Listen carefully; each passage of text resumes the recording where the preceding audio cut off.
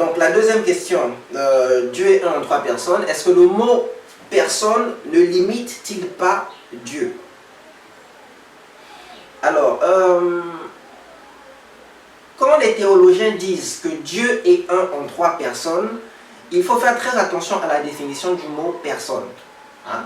Il y a des gens qui donnent au mot personne n'importe quelle définition et c'est pour cela que ça fausse complètement cette définition que les théologiens donnent.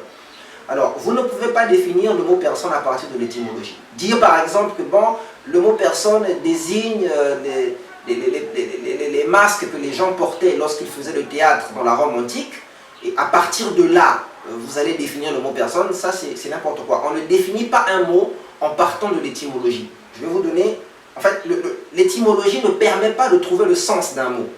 Je vais vous donner deux exemples. Prenons le mot hémophile. Hémophile, vous avez le mot hémo, qui signifie sang en grec, hein, le sang rouge qui coule dans nos veines. Et vous avez le mot phile, de philos, philos, qui veut dire amour. Alors donc, un hémophile, si on essaie de définir ce que c'est qu'un hémophile à partir de l'étymologie, on va dire qu'un hémophile, c'est quelqu'un qui aime le sang. On peut dire qu'un hémophile, si je vous dis qu'un hémophile c'est un vampire, à partir de l'étymologie, ce qui est sûr, c'est que je me trompe complètement, parce qu'un hémophile, ce n'est pas quelqu'un qui aime le sang, mais un hémophile, c'est une personne qui a une maladie génétique qui fait que lorsqu'on la blesse, son sang coule et a du mal à s'arrêter de couler. C'est ça un hémophile. Il y a un autre exemple que je peux vous donner, le mot sarcophage. Hein, sarcophage, vous avez le mot sarco qui veut dire chair ou cadavre, et le mot phagos qui veut dire manger. Donc un sarcophage, si j'essaie de définir ça par rapport à l'étymologie, je vais vous dire que c'est peut-être une créature qui bouffe les cadavres. Mais c'est complètement faux. Parce qu'un sarcophage, tout le monde sait qu'un sarcophage, c'est un cercueil que les Égyptiens utilisaient à leur époque pour enterrer leurs cadavres et leurs morts. Donc vous voyez que l'étymologie ne peut pas servir pour définir les mots. Faites attention à ces soi-disant prédicateurs-là qui utilisent l'étymologie pour vous donner le sens d'un mot.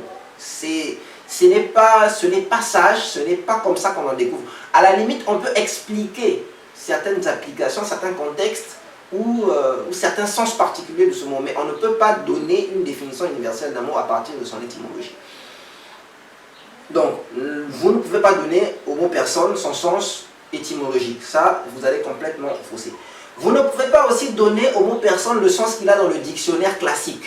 Parce que le problème, c'est qu'un mot peut avoir plusieurs sens selon le contexte où on l'utilise. Dans le contexte classique, le contexte normal, c'est-à-dire que celui que l'on trouve dans le dictionnaire, le mot personne signifie une individualité, quelqu'un de particulier, de limité, un être humain en général. Et vous ne pouvez pas utiliser ce mot-là. Pourquoi?